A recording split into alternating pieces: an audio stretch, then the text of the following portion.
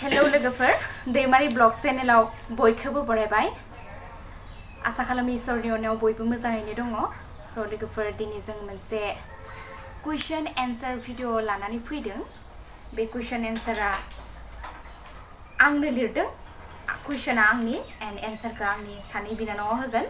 स' बिसोर सानैया जाबाय आंनि काजन सिस्टार आंनि बागै सोर बांसिन आंनि बागै बिसोर सानैनि भितराव सोर बांसिन मोनथियो आरोना नायनोसै माखासे आं कुइसन लिरना लादो कुइसना 10टा दङ बे 10टायाव बिसोरो बेसांखिनि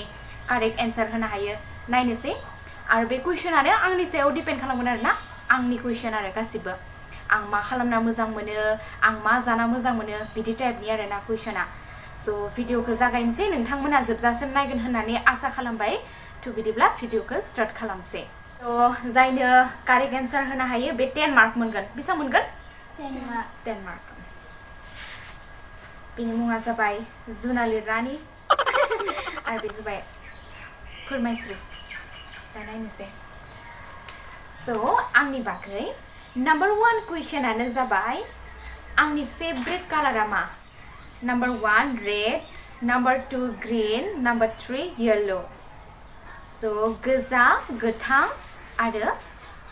गोमो माखौ मोजां मोनो गोमो येल्लो गोमो गोमो कारेक्ट एन्सार बेनाबो एन्सारा गोमो एन्ड बेनाबो एन्सारा गोमो स' कारेक्ट एन्सार आंनि फेभरेट कालारानो जाबाय गोमो स' सानैबो 10 मोनबाय फोरमायस्रि 10 जुनालि 10 नम्बर 2 कुइसनानो जाबाय आंनि विन्टार सेसनाव मोजां मोननाय मैगं थाइगंनि भितराव माने आं बांसिन माखौ मोजां मोनो जेरै गोजां बोथोरनि मैगं थाइगंआ बेलेग जायो गोलोम बोथोरनि मैगं थाइगंआ बेलेग जायो न' स' दाथ' गोजां बोथोर फैगासिनो बेयाव मा मैगं ओंखारो नोंथांमोनाथ' मिथिखागोन स' बे मोनथामनि भितराव नोंसोर मोनसे चइस खालामनांगौ हा आंनि गोजां बोथोरनि फेभरेट ओंख्रिया नम्बर 1 फुलकबि नम्बर 2 बान्दा कबि एन्ड नम्बर 3 लाइ लाफा माखौ बांसिन मोजां मोनो आङो बान्दा कबि फोरमायस्रिनि थाखाय लाइ येस कारेक्ट एन्सार आं एन्सार बुंबाय बान्दा कबिखौबो मोजां मोनो बाट आं सबनिफ्राय बांसिन मोजां मोननायानो जाबाय लाइ लाफा स' आं लाइ लाफा बिराद मोजां मोनो जुनालि 0 एन्ड फोरमायस्रि 10 एन्ड जुनालि 0 नम्बर 3 कुइसनानो जाबाय मेन रड खाथिना स' गारिनि शब्दआ फैगासिनो आं मा मासाव जोनोम जानाय स' नम्बर 1 जाबाय जानुवारि नम्बर 2 आनो जाबाय डिसेम्बर एन्ड नम्बर 3 आनो जाबाय अक्ट'बर मा मासाव जोनोम जानाय आङो अक्ट'बर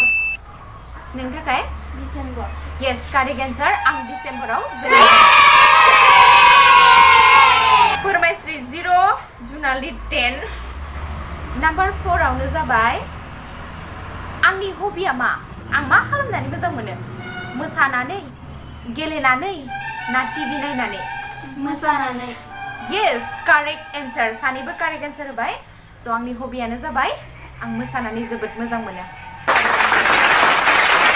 आंनि बागै सोर बांसिन मोनथियो नायनोसै आंनि बिनानाव सानैया स' 10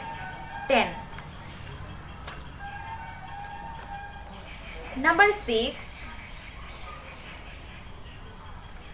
आंनि फेभरेट साबजेक्टआ मा इडुकेसन नम्बर 1 इडुकेसन डाइरेक्ट बुंखाबाय बिसोर गथ' सानैया माने डाइरेक्टलि इडुकेसन बुंखो मिथिबायना आं इडुकेसनावनो अनार्स लादोंना स' आंनि फेभरेट साबजेक्टआ नंगौ इडुकेसन जिहेतु आं दा इडुकेसनावनो अनार्स लागासिनो कारेक्ट एन्सार नम्बर 7 कुइसनानो जाबाय आं सानस्रिनो रोङो ना रोङा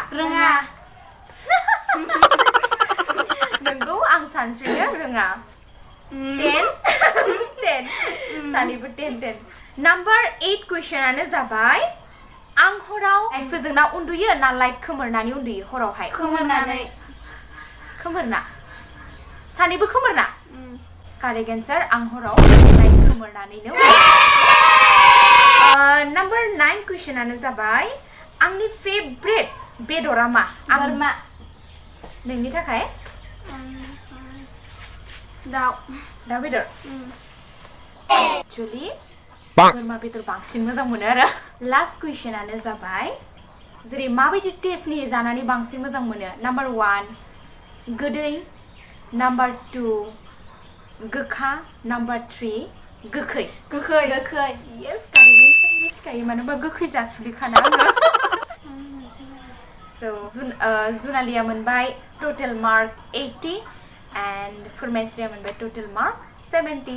so विनारा जाबाय बे so लोगोफोर दिनैनि भिडिअआ बेसेमनोसै नोंथांमोना नायनानै मोजां मोनबायबा like comment subscribe and share खालामना होबानो जाबाय thank you for watching bye bye